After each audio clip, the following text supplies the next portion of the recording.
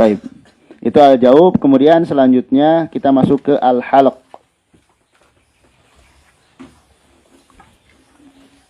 Tadi al-halq itu artinya apa? Tenggorokan.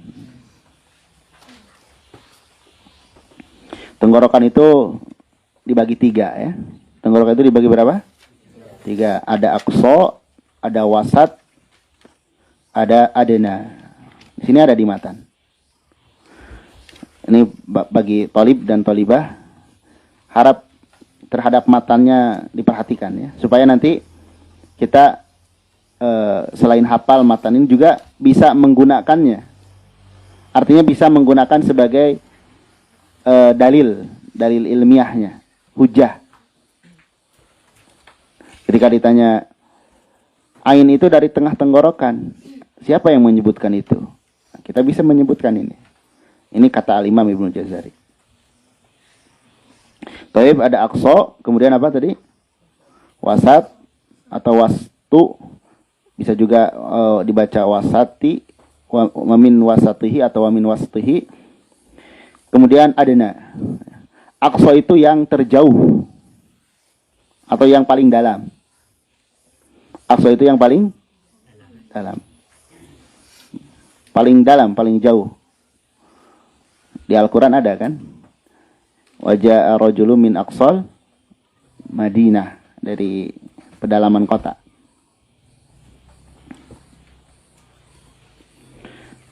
Yang dimaksud aqsa itu dalam berarti bawah.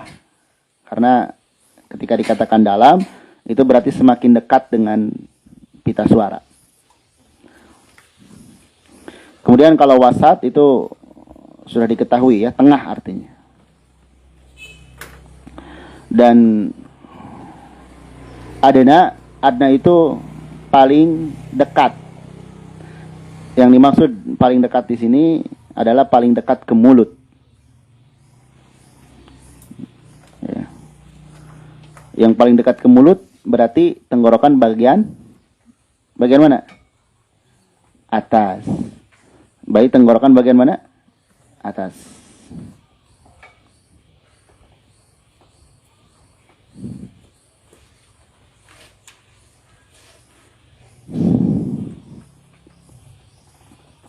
Taib. Nah itu tenggorokan ya. Ada aqsa, berarti tenggorokan mana? Kalau zahirnya tenggorokan bawah. Ada wasat, tengah, ada adna, atas. Gitu. Itu pemahamannya ya. Adapun secara pengertian yang dimaksudkan oleh Al-Imam Ibnu Jazari, aqsa itu yang paling dalam. Wasat itu tengah, adna itu yang paling dekat dengan mulut. Nah, kita lihat dari 3 itu huruf apa saja yang keluar. Dilihat matanya, summa li aqsal halqi hamzun ha'u. Bagi atau dari aqsal halq itu ada huruf hamzah dan huruf ha. Ya. Kemudian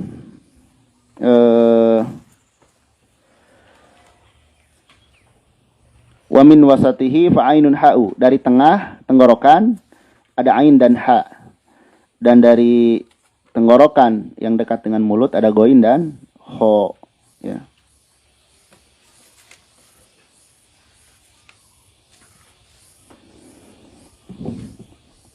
Taib. Jadi tenggorokan itu ada 3. Dari aqsa ada huruf apa? Hamzah dan ha. Dari wasat ain dan ha. Dari adna ghain dan kho. Nah, cara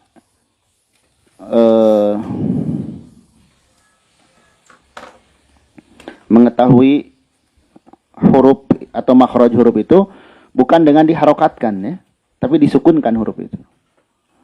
Tapi huruf itu disukunkan, kemudian dibantu oleh huruf yang lain yang berharokat sebelumnya. Misalnya kita huruf H.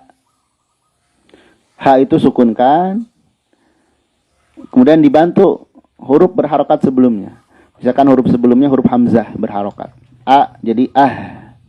Nah, ketika kita mengucapkan huruf H, nah itu diperkirakan ketika muncul bunyi itu dari tenggorokan paling dalam. Dari tenggorokan paling dalam. Karena kalau langsung diharokatkan, misalnya mengucapkan huruf H, pasti ada yang mengucapkan hu, ya, hu. Nah, itu bukan itu yang dimaksud. Coba kita latih ya. Ha.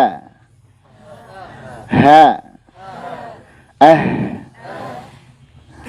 Ada hembusan nanti ya.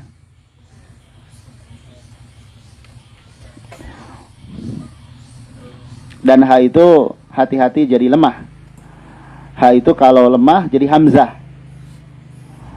Misalnya seorang yang baca surah Al-Fatihah di ayat siratal ladzina an'amta alaihim. Jangan sampai baca alaihim. Ya. Itu ada sebagian yang seperti itu. H-nya jadi kayak hamzah tashil. Nah, itu keliru.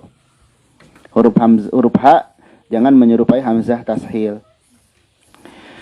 Baik, kemudian huruf hamzah. A, coba. A. Suaranya dilepasin ya. Lepasin, jangan ditahan, jangan juga seperti orang muntah. Gimana orang muntah? Nah, gitu. Jangan juga imalah ya. Jadi E.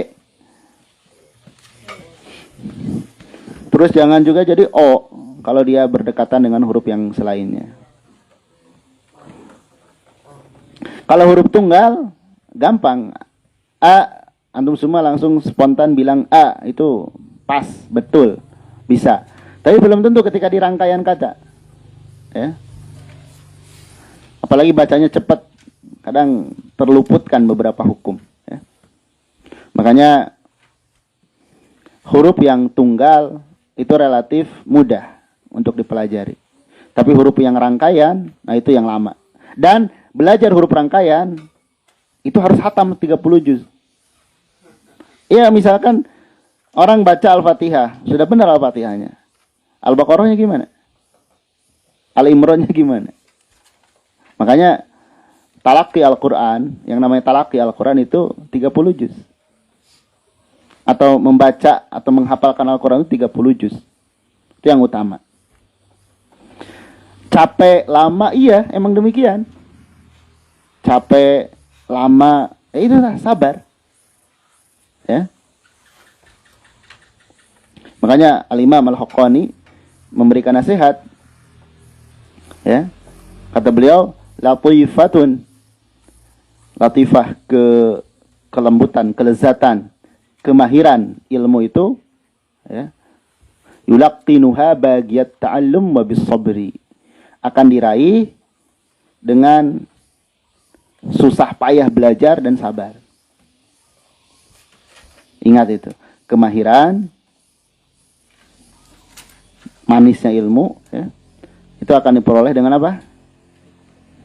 Lelahnya belajar dan sabar. Kalau kita nggak mau lelah dan nggak bisa sabar, ya nggak akan dapat. Nggak akan dapat. Dan ini banyak macam-macam sabar itu, sabar bermajelis, sabar dengan guru, sabar dengan teman. Begitupun guru, sabar mengajarkan, sabar memahamkan dan lain sebagainya.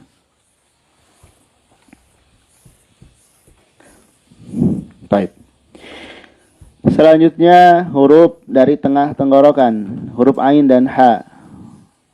Ya. Kan kita susah ya. Maksudnya kalau harus betul-betul 100% dari tengah tenggorokan. Dari mana tahunya kita? Kita hanya mengira-ngira saja. Coba kita praktikan. Ha. Ah. Dia ada hembusan yang lebih tipis ya. Yang lebih ya tipis daripada ha. Kita latih lagi. Ha. Jangan sampai juga ada e-nya. Ha. Enggak. Ha. Langsung. Jangan ha. Jangan gitu. Itu nanti ada nambah huruf.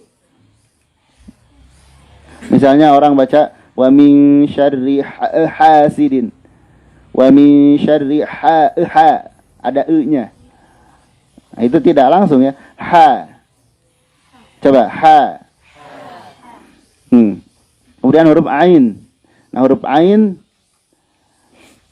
itu memang di dalam bahasa kita ya lisan kita Indonesia itu tidak ada huruf ain. Tidak terpakai, tidak sering kita gunakan. Sehingga yang huruf yang tidak sering kita gunakan, ketika digunakan mesti tidak akan langsung bisa sempurna. Ya, harus latihan. Dan huruf ain itu tidak berat. Huruf ain itu sebagaimana kita mengucapkan huruf ha. Coba ucapkan huruf ha. Ha. Ganti dengan ain. A. Jangan gitu. Itu berat. A. Ringan. A. Gitu. Kenapa mesti gitu? Ya. Apalagi dari hidung, nah itu enggak ya. Dan ya belajar tashih itu nggak bisa di satu kali majelis ya. Misalnya gini, kita bisa mengucapkan ain. Kata guru kita, oh ya udah, ainnya udah pas. Bisa jadi saat mengucapkan pas itu dia asal-asalan. Kebenaran gitu, kebetulan.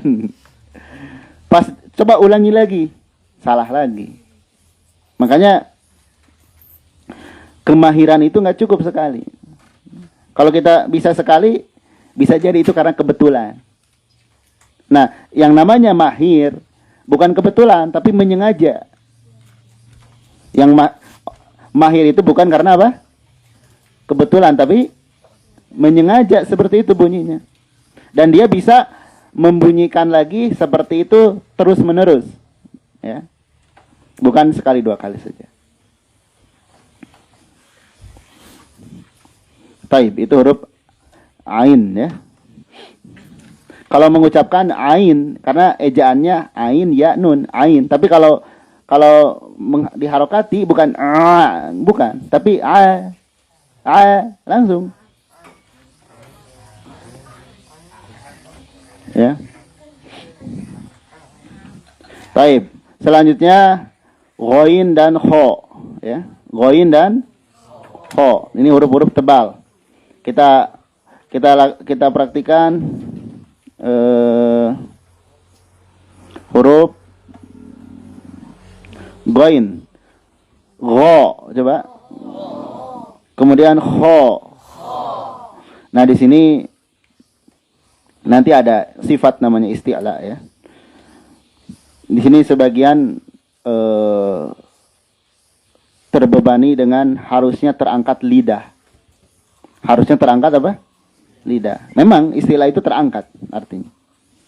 Tapi yang diinginkan efek dari terangkat itu suara menggema. Berarti yang kita fokuskan apanya? Gemaknya. Kalau mengangkat lidah itu membantu untuk menggemakkan suara. Ya. Baik, kita perhatikan kembali. Gho, kho, al, al-maghdubi. Dod kuat ya, bu. Bukan de atau do. Bu. Dia kuat sifatnya. Bukan al-maghdubi itu dal. Al-maghdubi gitu.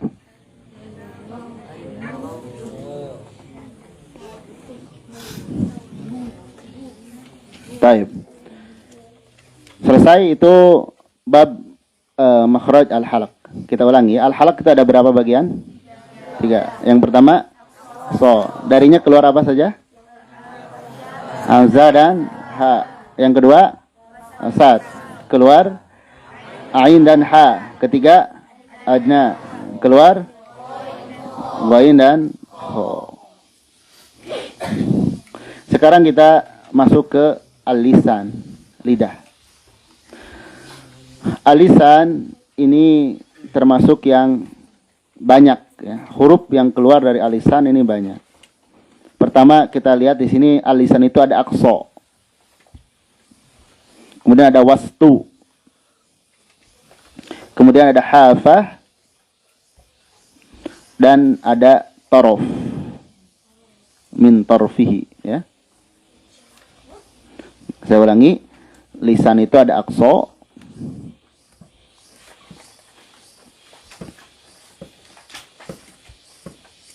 saya sambil tunjukkan nomor baitnya ya. Di sana ada ada nomor baitnya enggak? Kayaknya enggak, sebagian enggak ada ya. Taib, ada.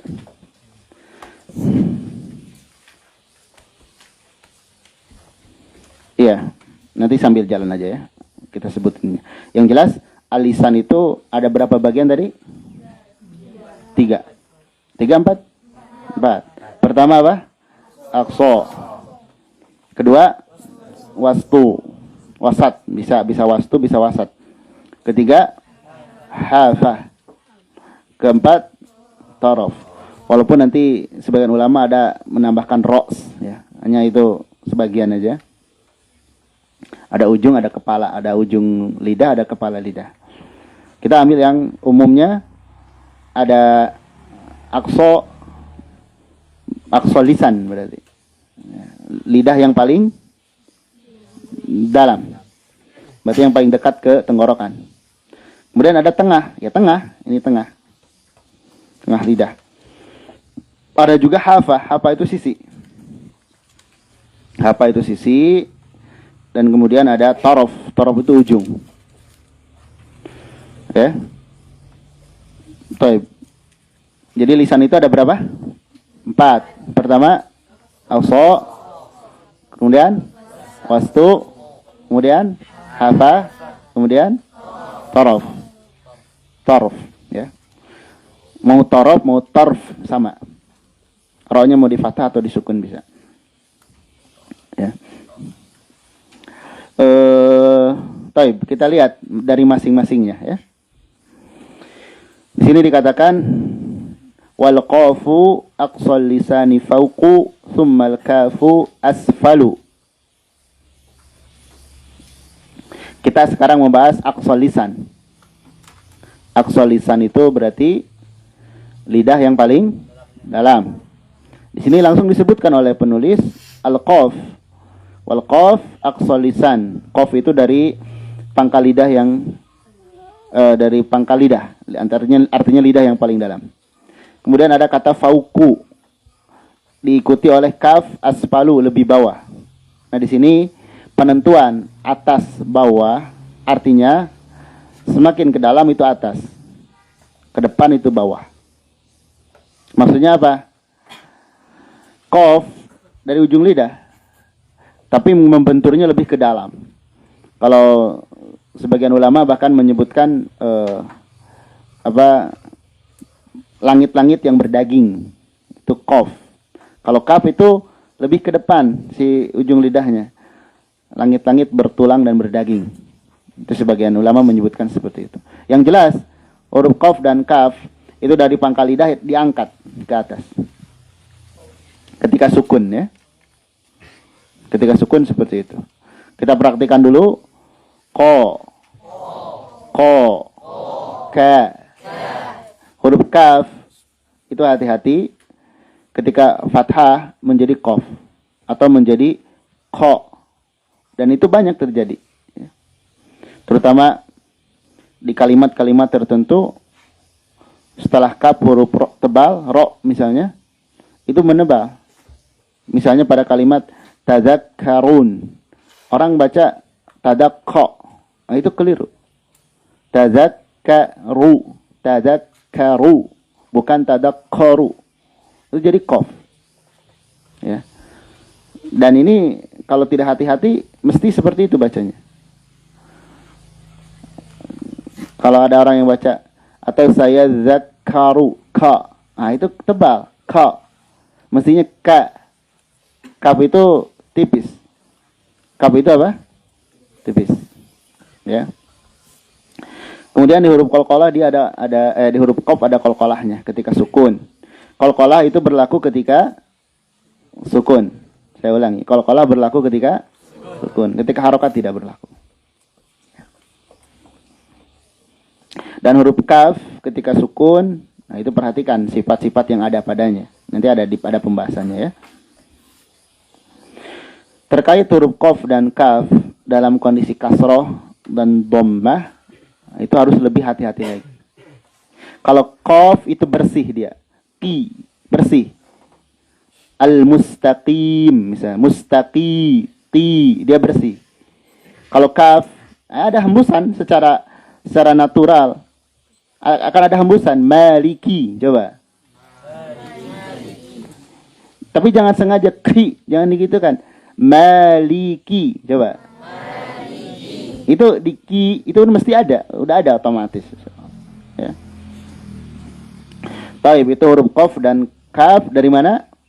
Aqsal lisan. Kalau aqsal halqi apa aja? Hamzah dan ha. Itu jangan lupa ya. Jangan lupa.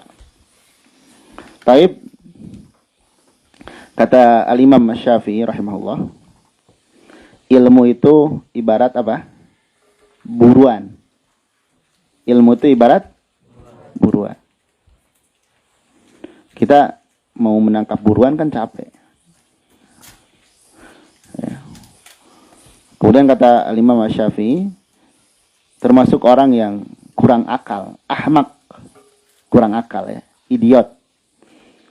Orang yang capek-capek nangkep buruan, pas sudah didapat, dilepas begitu saja.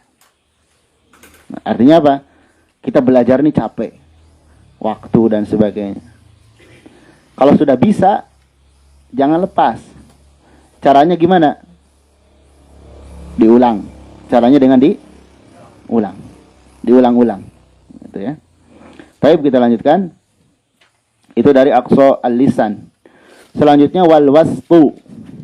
Itu dari tengah lidah. Tentu yang diinginkan tengah lidah membentur langit-langit atas.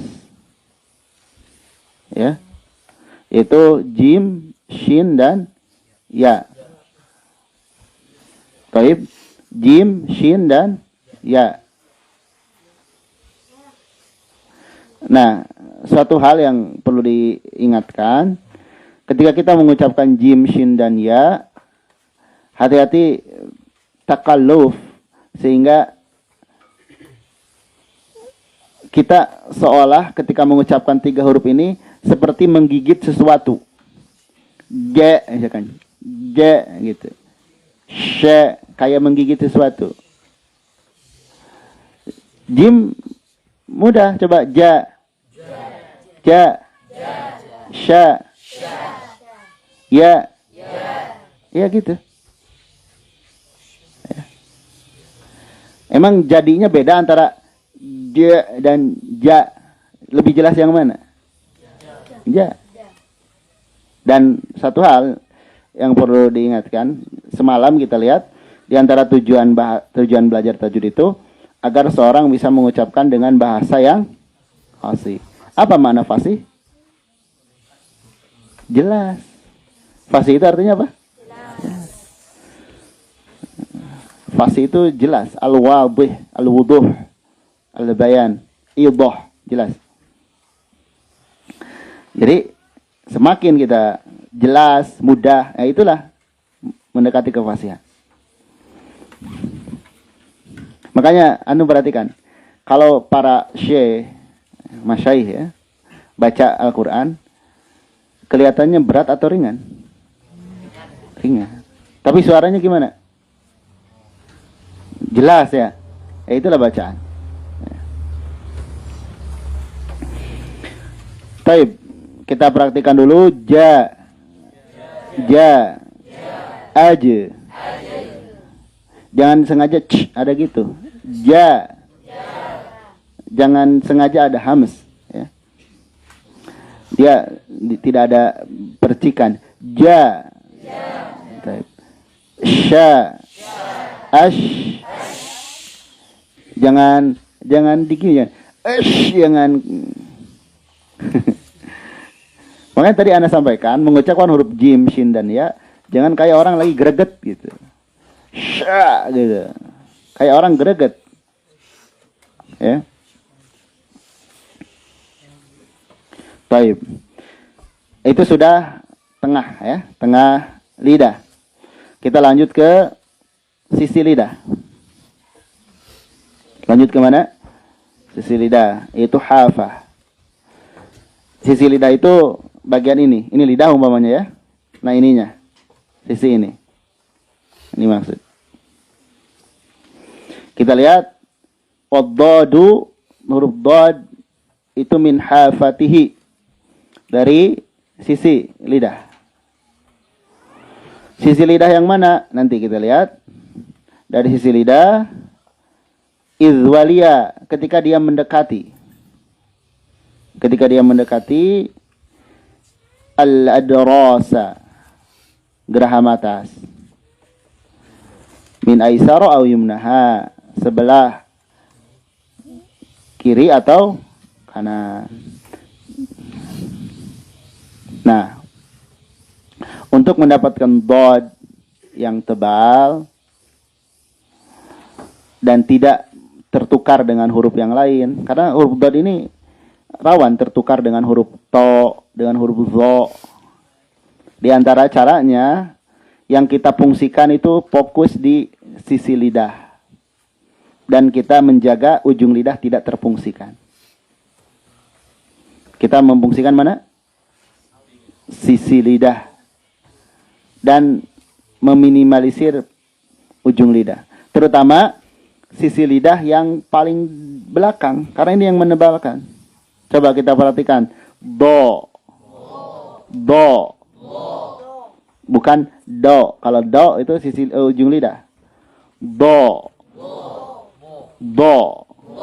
Boy. Bukan boy. Boy. Baik. Jangan ada wawunya kali kasar.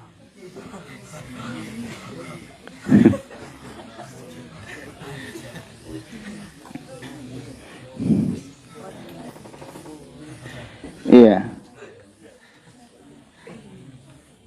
Baik. Jadi kita pilih yang kanan ataupun yang kiri. Dua-duanya gimana? Ya kalau bisa mah silahkan. Nah itu dad dari hafah. Nah kemudian yang dari hafah ada juga lam, huruf lam.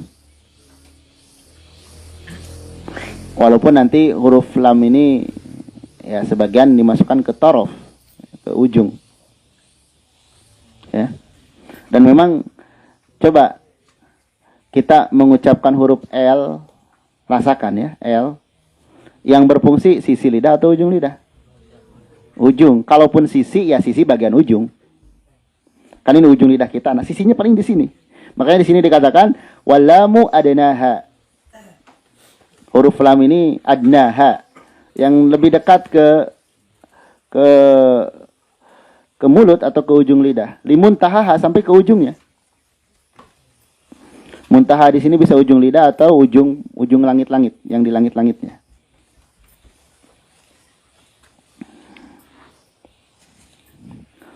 Taib.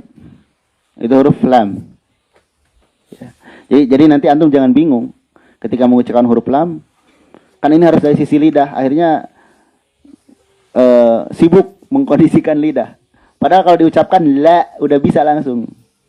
Ya udah, la. Itu udah jadi lam. Terus gimana nih? Lidah saya belum pas. Ya udah gak apa-apa. Jangan ribut dengan itu. Ya. Jadi saya ulangi ya. Bacaan Al-Quran itu keakuratan yang perlu diperhatikan, keakuratan bunyi, bukan keakuratan menempatnya organ. Keakuratan apa? Bunyi. Bukan keakuratan, bukan semata keakuratan organ. Apakah menjamin bunyi atau organ menempat secara sempurna, bunyi benar? Tidak juga. Ya. Tapi kita mengusahakan, nah itu mengusahakan. Ya. Taib itu dari sisi lidah, ya. Dari hafatul lisan, ada huruf dad dan huruf lam. Sudah 3 tuh lidah. Aqsa, terus apa tadi? Wasat dan hafa. Satu lagi itu taraf. Nah, tarful lisan atau ujung lidah itu dia akan membentur 4 organ lain. Ujung lidah, ya, ini ujung lidah misalnya. Dia akan membentur 4 organ lain. Benturan pertama ke langit-langit. Terus ke sini. Benturan pertama kemana? Langit-langit. Ya. Benturan kedua ke depan, ke gigi, ke tempat tumbuh gigi atas. Ke tempat tumbuh 2 gigi seri. Baik. Itu yang kedua. Yang ketiga benturannya ke ujung gigi bawah, ke bawah. Dan yang ketiga, yang keempat ngebenturnya ke ujung gigi atas. Saya ulangi, ujung lidah itu berapa benturannya? 4. Pertama ngebentur mana? Langit. Taib. Kedua ngebentur 2 gigi seri atas, dasar 2 gigi seri atas, tempat tumbuhnya 2 gigi seri atas. Yang ketiga ngebentur ujung gigi bawah. Dan yang keempat membentur ujung gigi atas. Taib. Kita lihat. Sekarang yang membentur langit-langit, ya. Di sini dikatakan wan nunu min tarafihi tahtu ja'alu war ra yudanihi li dhahrin adkhalu. Ya. Huruf nun itu dari tarf, dari ujung lidah. Tahtu, di bawah, di bawahnya lam. Ya. Jadikan huruf nun itu di bawah makhraj lam. Nah, ini ngukur bawah atasnya ini memang susah. Kalau harus akurat. Bahkan di sini warra, huruf ra yudanihi, di dekatnya. Dekat huruf nun. Li dhahrin adkhalu, dan huruf ra itu menggunakan zahar lidah. Zahar lidah itu ujung atasnya nih. Adkhalu, saya mendengar dari beberapa masyayikh, adkhalu itu ada yang menyebutkan lebih ke dalam, ada yang menyebutkan justru lebih keluar. Nah, ini terlepas, makanya di sini khilaf para ulama. Para ulama apa? Ilah berbeda pendapat. Kalaulah ini perhatikan baik-baik, ya. Kalaulah kita mudahnya mengucapkan 3 huruf ini, huruf lam, nun, dan ro, sama ternyata. Huruf lam gini, al. Huruf nun, an. Huruf ro, ar. Nggak apa-apa. Tidak? Kenapa? Bahkan ini menjadi ya mazhab Imam Qutrub seperti itu. Imam Qutrub menghilangkan al-jauf, kemudian menggabungkan huruf lam, nun, dan ro jadi satu makhraj. Terus kita keluar dong dari mazhabnya Ibnu Jazari, ya nggak apa-apa. Yang penting suaranya tidak menyalahi. Misalkan ro jadi ra. Alhamdulillahi rabbil hira. Nah, itu enggak. Karena enggak ada riwayat ra di sana, enggak ada. Kecuali di surah yang lain misalkan, ya. Surah yang lain misalkan wabilakhirati.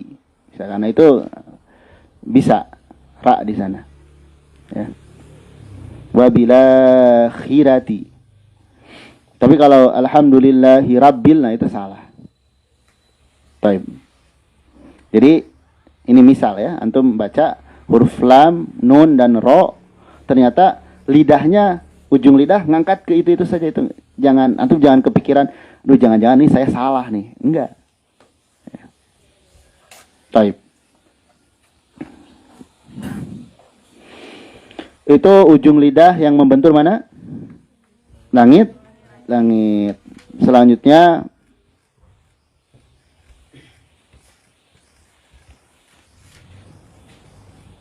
wat-ta'u wad-dalu wa ta. To, dal dan ta. To, dal dan ta. Itu minhu, masih dari ujung lidah. Wa min ulyas sanaya, dan dari atas. As-sanaya, dua gigi seri atas. Yakni dari dasar dua gigi seri atas. Itu huruf to, dal dan ta. Di sini yang jadi pembeda, karena huruf dal dan ta itu ada di lisan kita dan kita mudah mengucapkannya. Coba ucapkan dal, da, ta, ad, at. Mudah. Kalau to, nah itu perlu ada hal yang kita bentukkan, sengajakan, yakni dengan mengangkat lidah belakangnya. To, coba. To. Jadi bukan hanya yang difungsikan ujung lidahnya, to misalnya, tapi to memfungsikan lidah yang belakang juga. Dan dia qalqalah ya. To qalqalah, dal juga qalqalah. Selanjutnya was-safiru, huruf yang tersifati sofir. Di sini Al-Imam Ibnu Jazari menyebutkan untuk huruf selanjutnya dengan sifatnya. Ini sofir. Ya. Sofir itu artinya ketajaman suara, ya. Berdesis. Yakni pada huruf zai, sin dan sod. Huruf zai, sin dan sod. Itu huruf yang berdesis. Dia mustaqin minhu wa min fauqis sanaya sufla. Dia tetap ya. Dia sejajar dari ujung lidah dan dari atas gigi bawah. Dari atas gigi bawah, atas dua gigi seri bawah. Jadi ini lidah kita, ini gigi bawah kita sejajar dengan sini. Ya.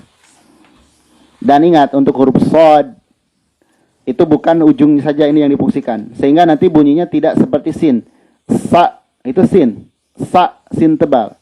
Tapi so ini lidah belakangnya ngikut terangkat. So ya, lidah belakangnya ikut terangkat. Huruf sisanya mudah, sin dan zai. Itu mudah ya. Selanjutnya wadh-dha'u wadh-dhalu wa tha lil 'ulya min tarafaihima. Huruf dha, zal dan tha itu lil 'ulya, untuk gigi atas. Min tarafaihima, dari kedua ujungnya, yakni ujung lidah dan ujung gigi atas. Ujung lidah dan ujung gigi atas itu dha, zal dan tha. Dan di sini Anda pernah mendengar dari syekh, beberapa syekh, ada yang mengharuskan lidah kita nampak. Lidah kita sampai nampak. Ada yang nggak mesti. Ya. Artinya apa? Kalau nanti ada yang lidahnya harus ditampakkan, ya, nggak apa-apa. Yang penting bunyinya nggak jadi zo. Ya. Kalau jadi zo, ya keliru. Karena huruf zo itu nggak ada desis. Begitupun di sini huruf zo dan zal nampakkan perbedaannya. Yakni huruf zo yang terangkat bukan hanya ujungnya, tapi dengan belakang. Zo, coba. Zo. Al-zalimin. Jadi zo, bukan zo saja atau zo. bukan zo ya. Taib wa min batni syafah, dari tengah lidah, tengah bibir, afwan. Taib. Lidah udah beres semuanya. Lidah udah beres. Taib, kita merojah dulu lidah. Yang pertama ada apa? Aqsa lisan. Keluar darinya berapa huruf? 2. Huruf apa saja? Qaf dan kaf. Kemudian ada wastul lisan. Ada huruf apa? Jim, shin dan ya. Kemudian ada hafatul lisan. Ada huruf apa? Dad dan lam. Kemudian ada taraf. Ada ujung lidah. Taraf ini membentur berapa organ? 4. Yang pertama mana? Nangit. Huruf apa saja? Nun, dalam dan ro. Kemudian membentur apa? 2 gigi seri atas. Apa saja? To, dal dan ta. Membentur gigi bawah. Ada huruf sofir. Apa saja? Sin, zai dan sod. Kemudian membentur gigi ujung gigi atas. Ada vo, zal dan fa. Baik. Dan sekarang dari bibir. Di sini bibir yang diambil bibir bawah, tengah bibir bawah. Perut maksudnya tengah. Tengah bibir bawah. Falfa, maka akan keluar huruf fa yang diiringi atau disertai dengan ma'atrofis sanayal musyrifah, ujung gigi seri atas. Jadi bibir bawah dengan ujung gigi seri atas. Huruf fa, affa. Ya, huruf fa. Selanjutnya lisyafatainil wawu ba'un mimu. Untuk 2 bibir, nah ini 2 bibir yang difungsikan. Ada wawu, ba dan mim. Wawu, ba dan mim. Huruf wawu itu dalam kondisi apapun kita bibir kita monyong ya. Mau fathah, kasrah, dhamma. Wu, wa. Kalau enggak dimonyongkan nanti jadi hamzah. Misalnya kita baca la tarawunna, bukan la tarawun, la tarawu, itu jadi hamzah. Tapi la tarawu, nah itu wawunya harus sempurna. La tarawunnal jahim, la tarawun wu, bukan la tarawu, la tarawu, jadi hamzah. Baik. Wa gunnatun. Nah, ini gunnah, walaupun nanti para ulama berbeda gunnah itu apakah makhraj atau sifat ya.